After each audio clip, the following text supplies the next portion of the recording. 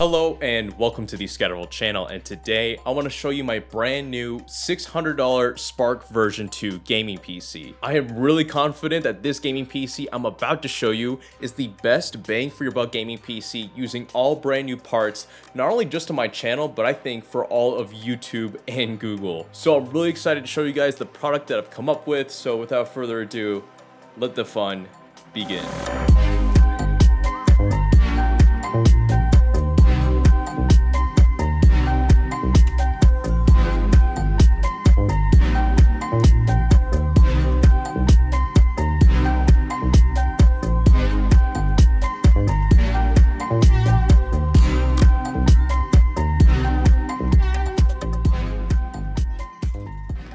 So guys, I'm actually being 100% dead serious here.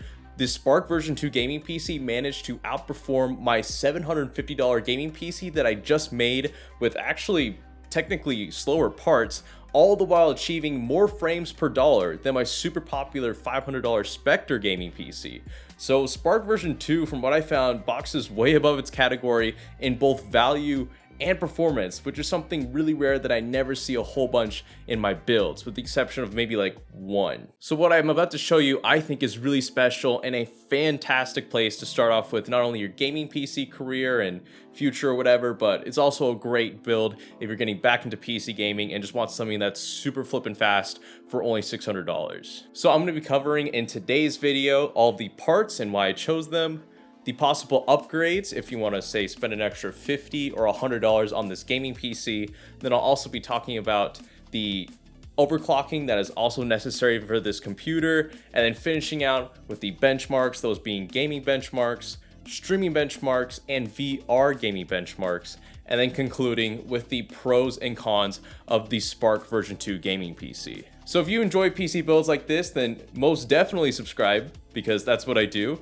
And next weekend, we've actually got a gaming setup that's going to be centered around Spark version 2. So if you want to see that in addition to a tutorial video on how to build this computer, then press that subscribe button. And if you feel compelled to like the video to help this really cool PC build in the algorithm of YouTube, then that would be much appreciated as well. And if you press that bell notification button, then again, the bet is still on. I will be one step closer to releasing my meme page to be public for all of you to view. And actually a fair amount of you guys showed up in the last video in like the first hour, so that was really cool to see, so maybe we can keep that up. But now a quick word from our sponsor. Have you ever been in a situation where you've got a brand new gaming PC, but you're running an unactivated version of Windows on it, and you've got that annoying watermark at the bottom right of your screen saying activate Windows, and you want to remove that thing once and for all? Then I'd consider checking out SSDkey.com for activating your next gaming PC. They're an online vendor selling tons of different Windows keys such as Windows 10 Pro, and activating your computer could not be quicker. All it takes is just adding the item to your cart such as Windows 10 Pro, checking it out using your preferred method of purchase like PayPal for me, and then getting the key that it provides you and activating your computer using the Windows 10 activation box. I've personally used SSD Key at least 5 times for past budget builds, so far my experience with them has been positive. So SSD Key is reaching out to you guys and is providing a discount code called SKScatter where you can get a percentage off of your next purchase from their website. So if you want to check them out, check the top of the description below. So what is inside Spark version 2? Well, before I get into the parts, I just want to mention that everything I'm about to talk about as far as parts and any sort of upgrades will be linked in the description below, so you can check out each of those and get straight to building this computer if you want. So for the processor, I chose the Ryzen 2200G, which is $84. It's a quad-core processor with 4 threads, overclockable, and more importantly, since it's a Raven Ridge processor, can support high memory speeds, which is really important. I actually chose this processor because it's on the cheaper side, so we can actually afford a custom CPU cooler to put on top of this processor for overclocking. And like I said just now, since it's a Ryzen 2000 series processor, it can support much better memory overclocking than first generation Ryzen processors. And if you were concerned about the Ryzen 3200G, that is not out at the time of making this video. though from what we've seen so far, maybe like predictions and rumored specifications, the processor itself won't be that much of an upgrade from the 2200G in this video, so you're free to use that as well, since I'm confident that the motherboard we have will be able to support that processor as well. Anyways, I chose the 2200G with a custom aftermarket CPU cooler over, say, a Ryzen 1600 with a stock cooler, because the Ryzen 2200G supports much higher memory frequencies, which is going to be crucial to achieving the most possible FPS with this PC, because Ryzen loves high frequency RAM, and that's something that the first generation of Ryzen processors can't exactly do. And also it saves us money for that super cool CPU cooler, which we'll get into right now. So for the CPU cooler, I've chosen the Deepcool Gamax GT. Now this is only $30, so I think it's an incredible value, not only for its cooling performance, but also for its looks, because guess what? It supports RGB lighting, not just on the fan, but also on the heatsink itself. But on top of that, with our overclocked 2200G at 4.075 gigahertz, we were actually able to maintain a pretty stable 31 degrees Celsius at idle, and for at full load under the processor, this got about 62 degrees Celsius, not Fahrenheit. So I think in terms of cooling performance and aesthetics for $30, you really can't go wrong with this, and it's a fantastic deal. Now, how about the motherboard? So for that, I've actually got the ASRock B450M Pro 4F motherboard. Now, the reason why I chose this is because, one, it's going to be able to support Ryzen 3rd gen processors in the future if you wanted to upgrade. Secondly, it has a really nice RGB controller on it with a 12-volt RGB header, which is why we're able to control all of those RGB lights inside the case. It also supports really high memory frequencies, which is exactly what we want in terms of memory overclocking, because again, Ryzen loves high frequency memory, so we can actually go up to 3200 megahertz if you wanted to. And finally, it's got an M.2 ultra slot, which is going to be crucial for this next part of this gaming PC I'm about to show you. So I don't know if like you saw the magic trick or not, but there's no hard drive or SSD in this build, and that's because we're using an M.2 drive from AdLink, specifically their S70 256GB NVMe SSD. So for under $40, this NVMe SSD packs some serious value. So boasting some pretty impressive read and write speeds for its price, the S70 was able to maintain a constant 490 megabytes per second while installing Fortnite, just to give you an idea of how fast this thing is. And on top of that, whenever I was actually booting up Windows, it took about 24 seconds, which is actually faster than the 480 gigabyte SSD in my $750 PC that used a SATA connection, which got it in 26 seconds. So not only for less are you getting a faster boot time, but you're probably getting much faster read and write speeds. And also you can see that as well in the Crystal Disk benchmark score for this SSD as well. So this SSD is going to allow us to store our games on it and have those lightning fast boot up times for, say, loading up Fortnite, Apex Legends, PUBG, whatever you want, all the while being at a pretty good price, which is going to be the focus of this main computer, obviously. So I like this. This is a good SSD to go with. Now for the RAM, and one of my favorite parts of this computer, I have 8 gigabytes of Team Group Vulkan memory clocked at 2066 megahertz. Now that was 2066 megahertz out of the box, but thanks to the Ryzen 2nd gen capabilities of increasing the memory frequency much over the 1st gen, I was able to take this RAM and push it to 3133 megahertz. So way over the 2066 megahertz stock that the RAM came in. And that allowed for some serious gains in gaming performance. So as far as overclocking on this RAM, it was stable, it got up to that speed, but I will instead, just for you guys to eliminate any sort of possibility of me getting like, for some reason, a really good stick of RAM, I've actually got a 3000 megahertz kit linked in the description, just so you guys can take advantage of the high memory clock speeds that the 2200G can offer. And if you had any doubts that this 8 gigabyte stick of RAM was not enough for gaming, well, remember, like I said in the beginning of the video, how this PC outperformed my $750 PC with supposedly better specs? Well, that PC had 16 gigs of memory, and this has 8. So when it comes down to memory, especially for Ryzen PCs, it's not necessarily the capacity that matters, it's the speed at which the memory runs, which is more important for increasing your frames per second while gaming. And now for another one of my favorite parts of this build, for the graphics card, I chose the Gigabyte GeForce GTX 1660 OC Edition. Now, there was a rumor I read online that if you overclocked this graphics card enough, you could get up to GTX 1660 Ti level of speeds without actually having to spend the extra $60 for one, since this is $220. And I'm actually here to say that that might actually be true. This card features 6 gigabytes of GDDR memory, which is going to be blazing fast for 1080p gaming and maybe even 1440p gaming, depending on the texture quality of the game that you're running. And of course, it's the OC edition, so you'll be at no shortage in terms of cooling and overclockability, and it's a gigabyte card as well. And for actually being $220, which is the recommended MSRP of a 1660 card, it's got a backplate, which I haven't seen in any other card for that price. So it's going to look cool while being the entry-level $220 graphics card that's going to be able to be overclockable to infinity and beyond. But now you may be asking, what about the power supply? Because it looks different in this computer. Well, don't worry, it's still a normal power supply. Here I have a Thermaltake Smart DPS G500 watt power supply that's 80 plus bronze, which I got for $53. Now, the reason why I chose this, not only just for the 7-year warranty that this thing offers, which guarantees that this power supply is going to last a long time, it's semi-modular. And what that allows for this compact PC to do is reduce the amount of cable clutter you could have. So by default, this has the motherboard and CPU power connectors already pretty much inside of the power supply, but the PCI and SAT connectors are still up to you because they're optional. Just depends on how many components you have in the system. So really, you can have a clean system actually with one of these semi-modular power supplies, and it also prevents the backside of your side panel in your case to be completely cluttered with power supply cables. So it's a nice thing to have for this small of a case. And speaking of the case, and probably actually my most favorite part of the build, is the Cooler Master Q500L with that super sick Scattervolt dust filter. So this right here is a $60 cube case that actually is ATX size. So yes, even though I am using a micro ATX motherboard, you can actually fit in an ATX motherboard inside this small of a case, which is quite a feat.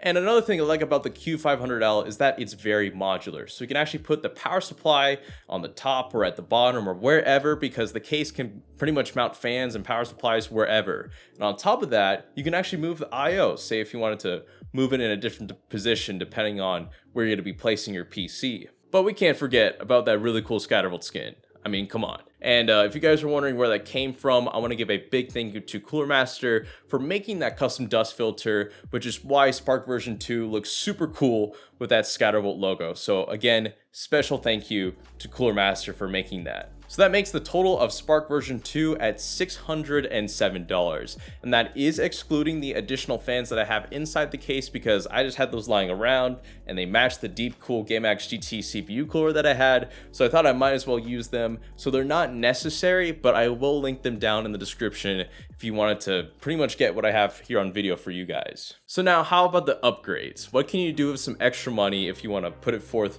towards Spark version 2? Well, if you have an extra $50, so your total budget is $650, I'd actually spend 25 of that on a better SSD with more storage. So for example, the S70, but with 512 gigabytes of memory, which is going to allow you to store more games and actually have faster speeds since it is a larger capacity. But now say you had an extra $100, what should you put towards forth for that? Well, in addition to the 512GB NVMe SSD upgrade that I just recommended, you should use that spare $75 that you have and apply it to a Ryzen 2600. As a processor, when it comes to gaming, it's going to be dramatically faster than the 2200G, and on top of that, it's still a second gen, so we can still get those ludicrously fast memory speeds that we want to get maximum gaming performance. And also, it's got 2 more cores and 8 more threads, so it's also great for productivity and video rendering. But now let's talk about the actual reason why this gaming PC is so good, and that is the overclocking. So here I'm going to show you step by step how to do it, but before I get into any of that, I want to mention a huge disclaimer, that being, if you overclock, you will instantly void any sort of warranties on the processor, graphics card, and RAM. Though the way I have these set up, you should not have to worry about that because the voltages aren't insane, so you won't be decreasing the lifespan of your parts a ton, but it is something to keep note of, say if you wanted to RMA any of these parts in the future if you came to that. So beginning with the Ryzen 2200G, first I want you to go into the BIOS and I want you to go ahead and increase the NF offset to plus 200 megavolts. Then go ahead and go into Ryzen Master and keep the CPU voltage at 1.4 volts and go ahead and increase the clock speed to 4.0 gigahertz. I was able to get 4.075 gigahertz, but your mileage may vary because not all processors are made the same. Though the important thing is that your voltage is below 1.4 volts. While it's below 1.4 volts, you'll be safe to know that the lifespan of your 2200G will basically almost as if you didn't overclock it, so that's good. So just don't go above 1.4 volts. And to test the stability of the overclock, you can load up an application like Cinebench R20 and test and see if your system crashes or not with your specified overclock. And if it does, then just tone it down and rinse and repeat. After that, you want to go ahead and go back into the BIOS because now we got to go ahead and overclock that RAM, which is, I'd say, the most important part of this tutorial. So go ahead and go into the BIOS and change the speed to at least 3000 megahertz. Now, I was able to get 3133 on my RAM. You may be able to get 3200 if you chose the 3000 megahertz RAM kit that I have linked in the description, since I'm using a 2066 here in video. But as long as you're at 3000 megahertz, then I can guarantee you that your frames per second is going to be much higher than staying at those stock speeds. And then finally, for the graphics card, go ahead and install MSI Afterburner and push the core clock to a plus 160 megahertz speed and the memory clock to a plus 900. Now, 160 was the sweet spot that I got. You may be higher or lower depending on the card because, again, silicon lottery, not all chips are made the same, but you should get some sizable performance improvements. Likewise to that rumor that I talked about earlier with the 1660 overclocked being potentially as fast as a 1660 Ti.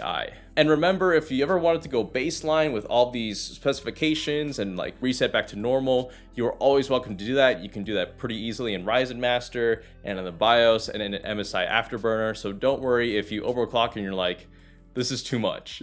You can always revert back. And now to everyone's favorite part of the video, the benchmarks. So before I get into these, I just want to mention that every single one of these benchmarks are recorded at 1080p using an external Elgato HD60, so that way the possible in-game frame rates are not affected whatsoever by any sort of like shadow play or any sort of software embedded into the PC. So without further ado, here are the gaming, streaming, and VR gaming benchmarks.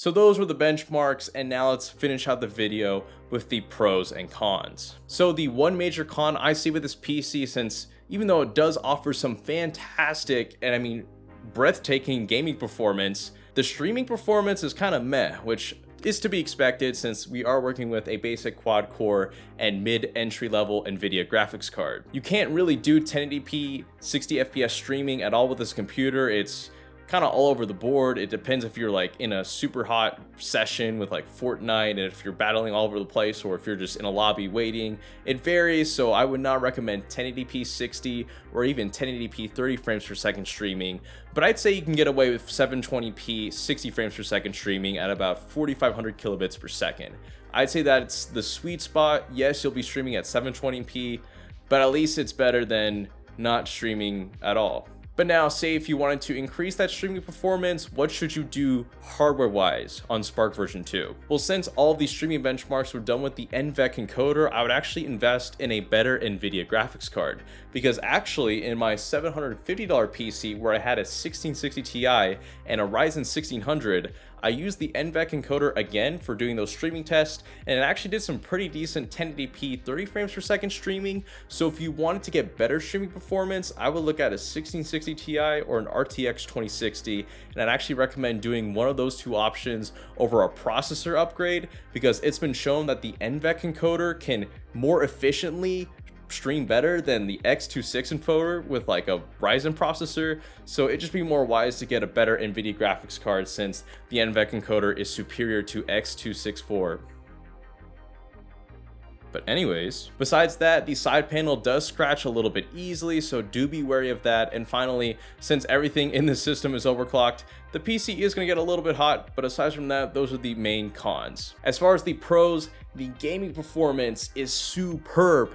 It outperformed my $750 gaming PC with a 1660 Ti, 16 gigs of RAM, and a Ryzen 5 1600. And this PC was able to outperform it with 2 less cores, 8 less threads, 8 less gigabytes of RAM, and a slower Nvidia graphics card. So that just goes to show the potential overclocking boost there is in gaming when it comes to overclocking the CPU, especially the memory. I think that plays a huge role in the boosts as well as the graphics card, since it is a GTX 1660 on that really efficient 12nm Turing architecture. And for only $100 more than my super popular $500 Spectre gaming PC, you can tell the results are drastically different. So just spending that extra $100 and taking your time into overclocking this computer can result in much more gaming performance, and more importantly, more frames per dollar in terms of value. But aside from that, this PC is Ryzen 3rd gen, so that's a good thing to know. And the Q500L is super modular, so if you wanted to fit in like a full-on X570 ATX motherboard inside this small of a case,